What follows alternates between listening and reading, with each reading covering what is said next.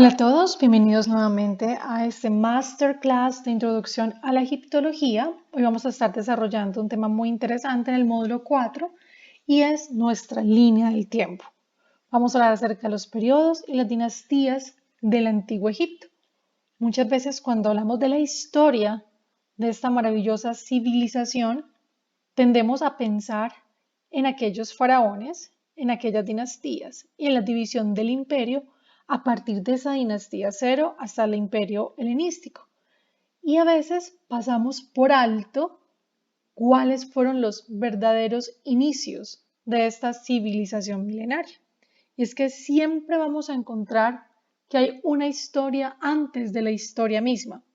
Y es por eso que hoy este recorrido que nos va a dar una ubicación espacio-temporal va a iniciar desde el Egipto predinástico, es decir, todo ese Egipto, toda esa historia que fueron los cimientos y las bases de las dinastías que tanto hemos oído hablar y que conocemos más en nuestra civilización occidental. Cuando la historia nos cuenta acerca de Egipto, se ha centrado más en esto.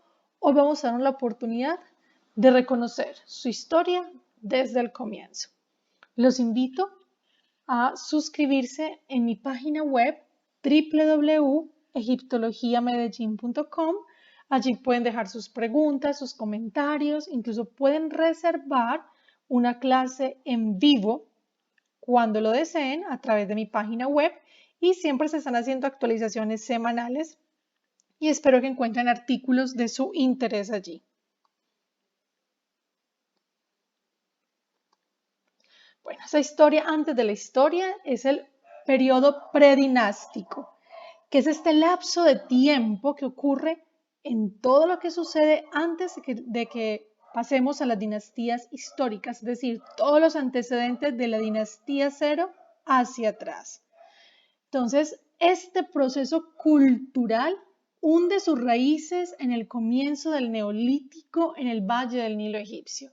Este periodo predinástico primitivo también vamos a conocerlo como el periodo badariense, es decir, donde nos van a mostrar la instalación definitiva del modo de vida neolítico en el Valle del Nilo. Sabemos que el hombre en la evolución humana siempre en sus inicios fue nómada. Aquí vamos ya a estar evidenciando las sedentarizaciones, las primeras sedentarizaciones que se han localizado en dos áreas de Egipto. Una al norte, y la parte norte va a incluir las localidades de Merindé, Beni Salamé, el Omarí y el Fayum, y otra área grande en el sur que va a estar representada por el yacimiento del Badari, donde están las localidades de Asiut y de Tacta. En este periodo predinástico, después de la parte primitiva, vamos a encontrarnos con la cultura nagada. La cultura nagada está dividida en tres partes: Nagada 1, Nagada 2, Nagada 3. Y cada uno de esos nagadas recibe a su vez un nombre. Cuando hablamos de Nagada 1, vamos a hablar del periodo amratiense. Cuando hablamos de Nagada 2, vamos a hablar del periodo huercense. Y cuando hablamos de Nagada 3, vamos a hablar del periodo semainiense. Entonces, estos términos se utilizaron para identificar los diferentes estados evolutivos de este periodo predinástico y sus nombres se derivan de los lugares donde se hicieron los descubrimientos que permitieron identificar cada una de estas partes de la cultura nagada.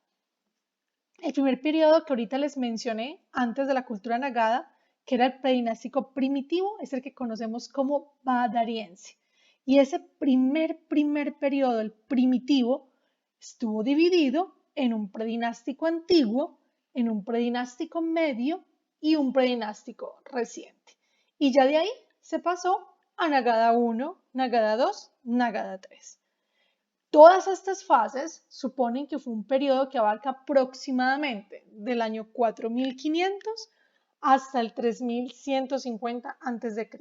En las imágenes que vemos aquí en esta diapositiva, vemos en la imagen superior, la de mayor tamaño, en forma de hipopótamo un hugo entero. Este data de la época del predinástico primitivo, es decir, del periodo badariense. En la parte inferior vemos tres imágenes. La de mi mano izquierda, que es el jarrón de color barro. Este jarrón pertenece a Nagada 1. Luego vamos a ver un cuchillo, supuestamente se dice que es un cuchillo de caza, es de Nagada 2 y el último, que es una paleta, es de Nagada 3. Como podemos ver desde la primera imagen hasta la última, vamos viendo la evolución del detalle y del alto relieve que lleva teniendo a partir de Nagada 2 estos artefactos. Todo lo que les acabo de mencionar lo hemos resumido en esta visualización gráfica. Entonces partimos de un periodo predinástico primitivo conocido como badariense, que se divide en antiguo, medio y reciente. Luego pasamos a Nagada 1, periodo amratiense, Nagada 2, periodo huercense y Nagada 3, periodo samainiense. Vemos otra vez en las imágenes los altos relieves. El de la mano derecha es un peine. Se pueden observar en la parte final los dientecitos del peine. Se cree que fue el peine de alguien que tuvo un estatus real en Nagada 3. Bueno, ¿cómo fue la antesala a la historia del Antiguo Egipto? Entonces, vamos a entrar ya en detalle qué pasó en Nagada 1, Nagada 2 y Nagada 3. En Nagada 1, que fue hacia el año 4000, del 4000 al 3500 a.C., comenzamos a ver cómo los difuntos, los muertos de este periodo, aparecen envueltos en pieles de animales o lienzos de cuero o de lino y estaban depositados sobre su costado izquierdo en posición fetal con la cabeza hacia el sur. Es decir, desde aquí empezamos a ver la mirada de la importancia frente al sur de Egipto.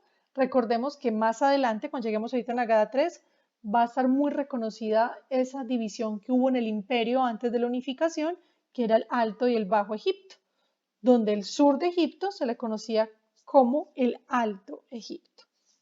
Entonces, vamos a ver que desde estos orígenes, desde Nagada 1, la importancia en la preservación del cuerpo, aquí todavía no estamos hablando de procesos de embalsamamiento ni procesos de momificación, pero sí estamos hablando de que los muertos tenían un ritual funerario y que eran depositados en esa posición fetal.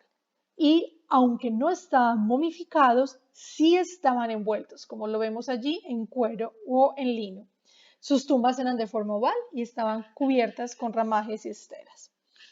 Se cree que las creencias religiosas tuvieron un contenido bastante fuerte en el desarrollo natural de la vida. Los egipcios desde el inicio han sido grandes observadores de la naturaleza, tanto la naturaleza inmediata, aquí la terrestre, como el firmamento. Entonces, los egipcios han conectado mucho sus creencias desde el inicio, los han vinculado mucho a la tierra y cuando vinculamos la vida, sabemos que la vida tiene un ciclo y hay muerte para luego generar vida. Y esto lo tuvieron los egipcios claro desde un comienzo. Por eso su vinculación al inicio estuvo muy conectada entre ese orden natural de vida y muerte y los cultos agrarios y los cultos funerarios. Se han encontrado en Nagada 1 estatuillas femeninas y amuletos que se ven que tenían cuernos de vaca.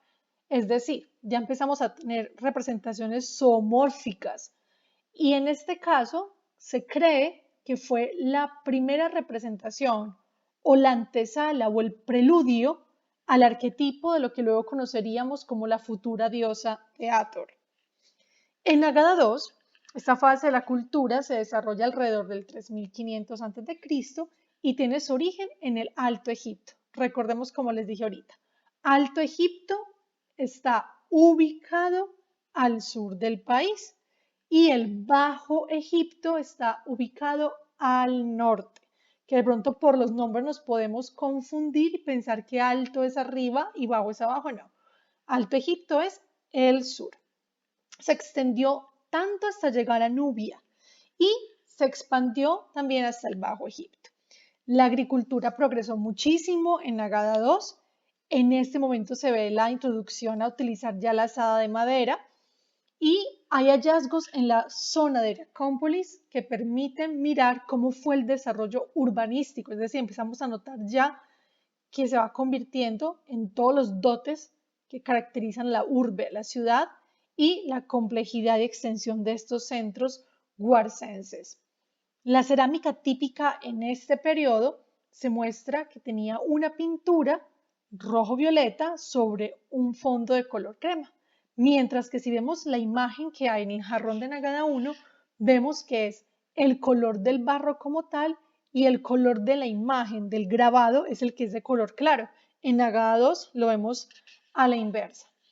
El estudio de tumbas en Nagada II y el material funerario ya en este momento pone en evidencia que hubo una gran complejidad social, es decir, comenzamos a ver una jerarquía social que ya se ven en estos entierros, en este material funerario, los jefes o reyes que se hacían enterrar. En Nagada III, hacia el 3100 a.C., es lo que conocemos como la época legendaria. ¿Por qué? Porque Nagada III es el último momento del Egipto predinástico que nos da la antesala al Egipto que conocemos desde la dinastía Cero. Entonces, es la historia previa a lo que todos conocemos ya del mundo faraónico. Entonces, en Nagada III es todo lo que sucede antes de la unificación, donde el reino del norte, es decir, el reino del Bajo Egipto, tenía su capital en Buto y representaba su soberanía, el regente, con la corona roja. Corona roja va a representarnos el Bajo Egipto. Y al sur teníamos al Alto Egipto y su capital está ubicada en Hieracómpolis y el rey llevaba la corona de color blanco. Entonces ellos tenían en este momento dos deidades muy fuertes que eran las patronas de ambos reinos. Vamos a ver cómo en el Bajo Egipto, en esa corona roja, estaba protegido por la cobra, por Wayet, y cómo el Alto Egipto, que llevaba esa corona blanca, estaba protegido por la diosa buitre Neshbet. Entonces, luego vamos a ver cuando hubo unificación en el imperio, por ejemplo, la famosa máscara de Tutankamón, que eso es mucho tiempo después, ya en el Egipto de las dinastías, pero me adelanté de un brinco para explicar algo. Es que si vemos el detalle, digamos, de la máscara funeraria de Tutankamón, podemos ver que están juntas ya la cobra y el buitre. Pero eso es porque ya era un Egipto unificado. Aquí estamos hablando de Nagada III, miles de años atrás. Y es aquí donde se ven separados, como en una corona estaba la cobra y en otra el buitre. La historia no contada, como les decía de un inicio. A veces es difícil de los textos y referentes teóricos encontrar un sustento que nos hable de los Shemsu-Hor. Shemsu-Hor son los seguidores de Horus y es el término que se ha utilizado para poder designar todos estos reyes míticos que precedieron a las dinastías que ya vamos en breves instantes a explicar. Entonces, en todo este predinástico que acabamos de pasar, el predinástico primitivo, Nagada I, Nagada II, Nagada III, ya cuando el Egipto llega a ser dividido en dinastías, trata de explicar ese primer origen por regentes que eran directamente los dioses mismos. Por eso se habla luego de que el faraón era el heredero al trono o quien recibía ese Horus encarnado, porque inicialmente Ra entrega a Osiris toda la tierra fértil de Egipto y que Osiris fue el primer gran faraón de Egipto y por eso la disputa con su hermano Set, que era quien regía la tierra roja, la tierra árida, el desierto, y Egipto fértil era regido por Osiris. Luego del enfrentamiento Set y Osiris, cuando ya Osiris pasa a ser el rey del inframundo, del Duat, entrega el trono a Horus y después de Horus vienen los faraones mortales, pero que vienen siendo dioses en la tierra. Sabemos que el faraón tenía un carácter divino para su pueblo. Entonces, hay poco aquello que nos puede hablar de estas teorías de los Shem-Suhor, que son todos los seguidores de Horus, para poder explicar cómo fueron estos reyes míticos. Entonces, se ha basado mucho en la oralidad. Sabemos que los grandes pueblos han basado las primeras partes de su historia y sobre todo los mitos que nos pueden develar su cosmogonía, es decir, el origen de su universo, y su teogonía, el origen de sus dioses, desde la tradición oral. Esto no solamente ha sido en Egipto, también sucedió en Grecia, o sea, siempre ha pasado esto en todas las civilizaciones. Entonces, estos relatos orales eran transmitidos por los sacerdotes, quienes hablaban de esta historia de los primeros faraones como los propios dioses y a su vez como los creadores del mundo, conforme como se explica en el ciclo heliopolitano. Luego dicen que reinaron los semidioses, que eran hijos de los anteriores, y que tras las dinastías divinas y semidivinas se contabilizaban por los sacerdotes una serie de reyes que no estaban determinados y que de allí seguían los 30 reyes menfitas y después de ellos 10 reyes tinitas. Toda esta información, hay un documento que recoge el canon real más antiguo y se conoce como el papiro de Turín. Se dice que ese texto data de la época de Ramsés II. Hay otras teorías que dicen que incluso puede haber sido antes de Ramsés II. Y menciona los nombres de los faraones que reinaron en Egipto, precedidos por los dioses que gobernaron antes de la época faraónica. Entonces, a diferencia de otras listas, no se ha hecho para la celebración de un faraón en comparación a otros, por lo que contiene los nombres de todos los gobernantes, incluso aquellos que fueron considerados menores y aquellos que fueron considerados usurpadores. Entonces, para los egipcios, el conjunto de todo esto, semidioses, espíritus ancestrales, hombres que reinaron antes de la primera dinastía y que se llamaron, como les digo, los Shem-Suhor, los seguidores de Horus. El único documento preciso que se refiere al final del periodo legendario se le llama la Piedra de Palermo. Y este representa una serie de personajes que llevan la corona roja del Bajo Egipto, quienes serán considerados los inmediatos antecesores de Menes o Narmer. Sabemos que se le conoce a este faraón como el faraón que instauró la dinastía cero, es decir, el punto de partida para la historia que sí ha sido contada del Antiguo Egipto. Se le conoce como faraón Menes o Narmer.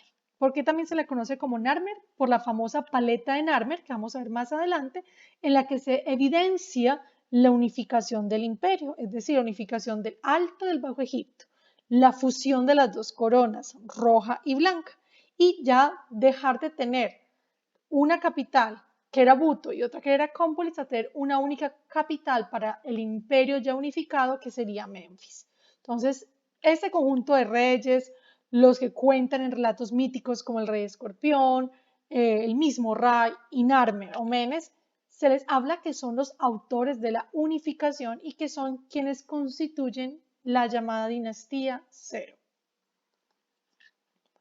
Ahora sí, vamos a entrar a nuestra línea del tiempo donde vamos a tener ya los periodos y las dinastías, la historia sí contada del Antiguo Egipto.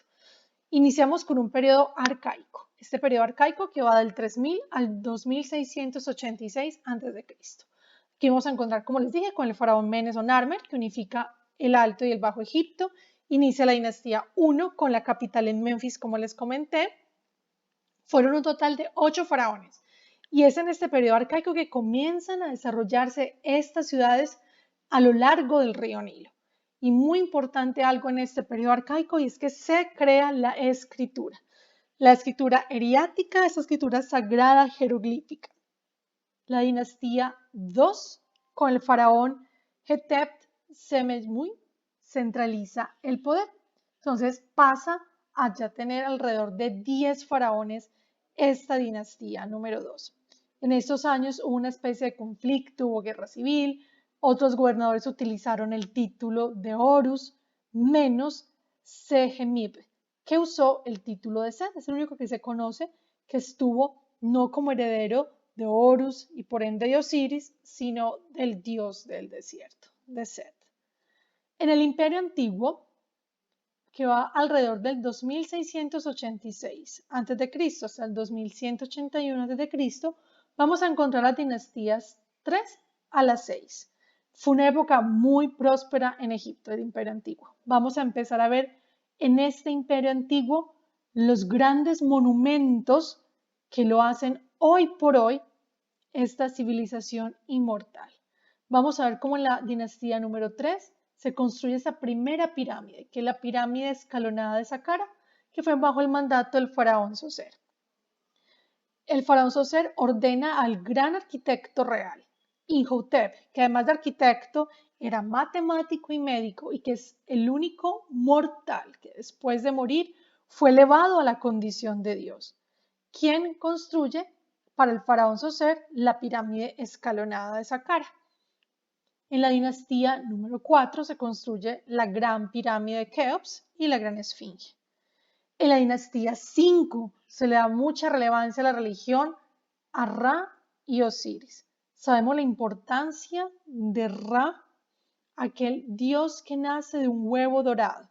Ra como el origen del todo, que nace en ese mundo acuoso donde el caos y la nada gobiernan y los vientos del este y oeste forman y traen a este huevo dorado del cual sale Ra, y Ra nos muestra en el ciclo del día y la noche, es decir, este ciclo de las 24 horas nos refleja el ciclo de la vida y la muerte, como Ra en las 12 horas de luz permite que haya vida, por ende la luz del sol permite que crezcan los cultivos, que la tierra sea fértil, y como en la noche, en las 12 horas de oscuridad, debe en su barca solar, en este maravilloso viaje, enfrentarse con el caos, con esta serpiente Apophis y derrotarlo, noche tras noche, para que vuelva a existir un nuevo día.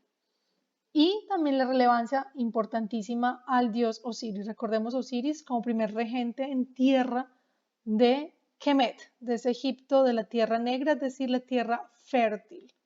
Dinastía sexta, vamos a hablar de la primera faraona de la historia, Nitocris. Muchas veces reconocemos dentro de la historia del antiguo Egipto a Hatshepsut como la primera faraona, porque además de haber sido reina regente, porque fue la esposa de su medio hermano Tutmosis II para poder ella ser regente, luego ella, de la muerte de su hermano, ella se proclama faraona, incluso utiliza una barba falsa y Hatshepsut logra grandes cosas durante su reinado, su complejo funerario en Deir Bahari es uno de los más hermosos del antiguo Egipto. Ella no fue la primera faraona de la historia, fue Nitocris, pocos registros hay de ella y fue en el Imperio Antiguo. Vamos ahora al primer periodo intermedio. Vamos a ver que en esta línea del tiempo, ahora vemos primer periodo intermedio. En la que sigue vamos a encontrar el segundo y el tercer periodo intermedio. Son como esos paréntesis que hace la historia entre un imperio y otro, pero que dejan o algo positivo o nos muestran donde hubo una inestabilidad o económica o política o social. En este caso, del primer periodo intermedio, que va del 2181 al 2025 a.C., vamos a encontrar las dinastías 8 a la décima. Y aquí hay una gran inestabilidad económica. Se conservan pocos documentos y se dice que hubo un gran saqueo en las pirámides, es decir, en el primer periodo intermedio se saqueó aquello que estuvo construido en el imperio antiguo. Empieza la invasión asiática en el delta del Nilo, crisis y enfrentamientos con los nomarcas. Recordemos que Egipto para esta época es sabido por nomos, ¿cierto? Entonces puede mirarse como si fueran pequeños departamentos o pequeños estados y los nomarcas son los gobernantes de cada uno de esos pequeños territorios. Los faraones de la dinastía número 9 tuvieron solamente influencia en el Bajo Egipto, es decir, al norte del país, mientras que los nomarcas establecieron su capital en Heracleópolis. Imperio Medio, del 2025 a.C. al año 1773. Aquí hubo un gran desarrollo de las artes y se reconoce entre todas las artes la de mayor bonanza, la joyería. Y aquí pasa a ser Tebas la capital de Egipto, del Egipto unificado, el faraón Mentuhotep II reunificó todas las partes y en la dinastía número 12 se construye la pirámide de Jaguara. Esta pirámide es famosa porque se le crea un laberinto al lado, se construye un canal que comunica el Nilo con el Mar Rojo, esto fortalece muchísimo la economía en el Antiguo Egipto, en este Imperio Medio, y los Hicsos, que son un pueblo proveniente del Oriente Próximo, comienzan a invadir el delta del Nilo. De lo que hablamos en estos primeros me devuelvo para recordarlos: arcaico, antiguo, primer periodo intermedio y medio. Hay dos cosas que quiero resaltar. Primero, la paleta de Narmer del periodo arcaico, o Menes, también como se le conoce, con quien logramos la unificación del imperio. Aquí podemos visualizar cómo eran las coronas: la corona del Alto Egipto, la corona blanca; Hesjet, la corona del Bajo Egipto, la corona roja de Shret, y vemos que el nombre de Shret, de la corona roja, es el mismo nombre que se le da a la tierra roja de Egipto, que a la tierra árida del desierto.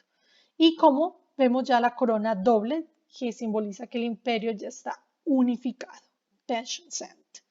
Y vemos al lado izquierdo la imagen de la paleta de Narmer. Vemos como Narmer lucía al lado izquierdo la corona del Alto Egipto, porque era el regente en ese momento, y cómo vemos entrelazados con la figura que vemos a mano derecha zoomórfica, representando la unión de esas dos partes y por ende un solo imperio. Vemos aquí la pirámide escalonada, la que les comenté, la primera pirámide construida, que pertenece al Imperio Antiguo, ordenada por el faraón Zoser al gran arquitecto Imhotep. Aquí tenemos una vista incluso aérea de la pirámide. Bueno, vamos a nuestra segunda parte de la línea del tiempo. Segundo periodo intermedio, otro paréntesis en la historia, del 1773 al 1550 a.C. Aquí vamos a encontrar la dinastía número 13, mandatos muy cortos por militares y por extranjeros. Vamos a ver 3 regiones distintas, que va a haber un territorio que va desde el Fayum hasta Nubia, Tebas otro y su región, Tebas y su región otro, el delta del Nilo y Memphis otro. Dinastía número 14, vamos a ver 2 reinos independientes, el noreste y el nordeste del delta. En la dinastía 15, vamos a ver cómo los Hicsos controlaron el norte del imperio. Sabemos que tanto los Hicsos como los hititas fueron 2 de los grandes pueblos invasores en el antiguo Egipto. En la dinastía 16 se gobernó en el Alto Egipto durante 70 años y se situó nuevamente la capital en Tebas. Cuando el imperio estuvo unificado, siempre se estuvo moviendo entre 2 capitales, Tebas y Memphis, Memphis y Tebas. Dinastía 17, el faraón Kamó se produjo enfrentamientos en el norte y consiguió expulsar a los Hicsos. Muy importante la expulsión en esta dinastía de los Hicsos para la estabilidad del país. En el Imperio Nuevo, 1550 al 1061 a.C., vamos a encontrar en la dinastía 18 el máximo esplendor de nuestra historia. Y vamos a ver cómo este faraón, inicialmente llamado Amenhotep IV, quien cambia su nombre al subir al trono por Akenatón, hace un cambio radical en la historia. Cambia el culto a los dioses, crea una nueva religión monoteísta, instaura un culto al dios único, disco solar, Atón. De hecho, su nombre Akenatón es el servidor de Atón. Y va a ser un cambio en las letras, las artes, las representaciones, y va a existir una ciudad nueva por primera vez como capital, y es una ciudad fundada por él, que es Amarna o Tel el Amarna. Su esposa Nefertitis, quien lo sucede en el trono después de su muerte, y con la subida al trono de Nefertiti y Akenatón como heredero al trono era un niño de 9 años, los sacerdotes pueden volver a restablecer el culto a los dioses antiguos y retornar otra vez la capital a Tebas. El reinado de faraón Tutankamón fue muy corto, fue de sus 9 años a los 18 años. Es muy famoso porque su tumba fue el hallazgo más importante arqueológico del siglo XX, pero su reinado realmente es muy, muy corto. Recordemos que Tutankamón era hijo de Akenatón, pero no de Nefertiti. Akenatón y Nefertiti tuvieron hijas mujeres, pero Akenatón con una de sus esposas secundarias engendró a Tutankamón y como era el varón de línea directa del faraón, pudo heredar el trono. De la dinastía decimonovena y la 20 vamos a hablar de la famosa época ramesida. El faraón Ramsés II conquista Nubia y ordenó la construcción de Abu Simbel. Este complejo fabuloso que vemos, incluso que la UNESCO financió en la década de los 60, que fuera cortado por bloques y vuelto a armar 64 metros arriba para que la crecida del Nilo no fuera a inundarlo. Recordemos también la construcción de la presa de Asuán. Entonces, cómo se protege este gran monumento que es el templo de Abu Simbel. En la dinastía 20, Ramsés III detiene a los invasores de los Balcanes, Asia Menor y Oriente, y los pueblos del mar, los troyanos y algunos aliados. Es importante reconocer de que estos pueblos se asientan en Menfis y que cuando ellos se refieren a esos pueblos invasores de los Balcanes, Asia Menor y Oriente, ellos se refieren a estos pueblos como los pueblos del mar. Tercer periodo intermedio, nuestro último paréntesis en la historia del 1069 a.C. al 656, vamos a ver la división entre el Bajo y el Alto Egipto. La dinastía número 21. Vamos a ver cómo ambas partes son gobernadas por libios, traen algunas de sus costumbres, instauran una especie de feudos, que eso no se tenía en el antiguo Egipto, y cómo la dinastía número 25 conquista una zona de Nubia y consiguen controlar el Alto Egipto. Aquí es donde vamos a conocer por primera vez en la historia los famosos 5 faraones de origen nubio, que se les conoce como los faraones negros. Fueron los únicos 5 faraones negros en la historia del antiguo Egipto. Y en los últimos años se produjo la invasión de los asirios. Vamos ahora al periodo tardío del 672 al 332 a.C. Dinastía número 26 o dinastía saíta, también se le conoce de esta manera, una dinastía de origen, la última fue de origen nativo, y en este reinado cae el imperio. Y es aquí donde los persas se toman Egipto. En la dinastía número 27, es la primera dinastía que vamos a tener de dominación persa y está formada por un solo gobernante que reinó durante 6 años, Amirteo. La dinastía 29 mueve la capital a Mendes, que esto antes no había sucedido. Siempre hablamos, como les digo, de Tebas y de Menfis y hablamos de Amarna en el momento de Akenatón. De resto, vamos a ver cómo se conservaba eso en el tiempo, pero aquí estamos bajo el dominio de los persas. En la dinastía 30 se consigue la expulsión de los persas y es aquí donde entra una época de prosperidad. Pero en el año 343 a.C. los persas vuelven a reconquistar Egipto. Luego Alejandro Magno entra en escena, invade Persia, logra expulsar a este pueblo de la zona. Y gracias a esto que logra, finalizando el periodo tardío Alejandro Magno, es que damos la apertura al periodo helenístico, que es aquí donde hablamos de la dinastía macedónica, donde se corona Alejandro Magno como faraón. Y este funda Alejandría y es sucedido por Felipe III y luego por Alejandro IV. Su general Ptolomeo es quien luego funda la dinastía tolemaica. Y esta dinastía tolemaica dotó a Egipto de una gran estabilidad. Estuvo 3 siglos la dinastía tolemaica. Y lo más bonito que tuvo esta dinastía fue que conservó las tradiciones egipcias, porque vemos que cuando hay otros pueblos invasores gobernando, le impregnan un poquito de su cultura, pero los ptolomeos adoptaron las tradiciones egipcias. La última faraona fue Cleopatra VII.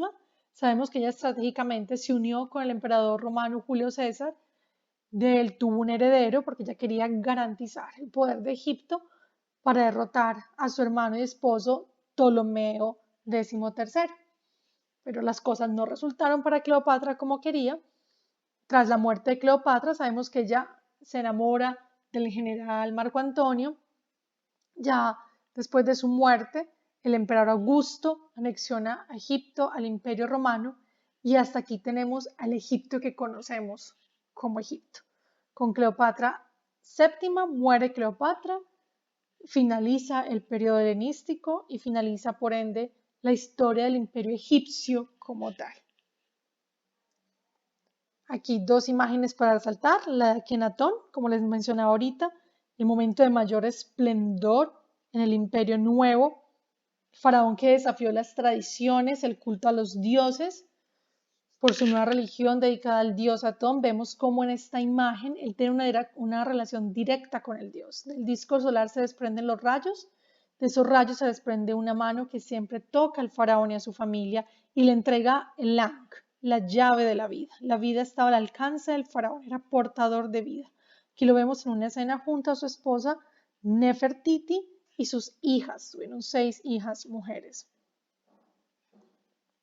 Y como les comentaba, el gran hallazgo del siglo XX por el egiptólogo inglés Howard Carter, la tumba de Tutankamón, en el año 1922 en el Valle de los Reyes. Miremos aquí en la máscara funeraria algo que les comenté al inicio, cómo vemos en el tocado del faraón los símbolos tanto de la diosa buitre como de la cobra. Miren cómo ya estos símbolos estuvieron siempre presentes. Después de que se unifica el imperio, a partir de esa dinastía cero, con el rey Narmer o Menes, como a partir de la unificación ya siempre esos símbolos van a estar presentes en el Egipto de todas las dinastías. Van a acompañar siempre la cobra y la diosa buitre. La protección, que en algún momento fue una exclusiva del Alto Egipto y otra del Bajo Egipto, ya están unidos protegiendo al imperio como tal y por ende a su regente. Muchísimas gracias por su atención, por su escucha. Ya saben que me pueden contactar en mi página web, pueden suscribirse en Instagram, me encuentran como @elianubis, en Facebook, Egiptología en Medellín, y en Twitter, @eli_anubis. Muchísimas gracias y nos vemos próximamente en otro masterclass de introducción a la egiptología.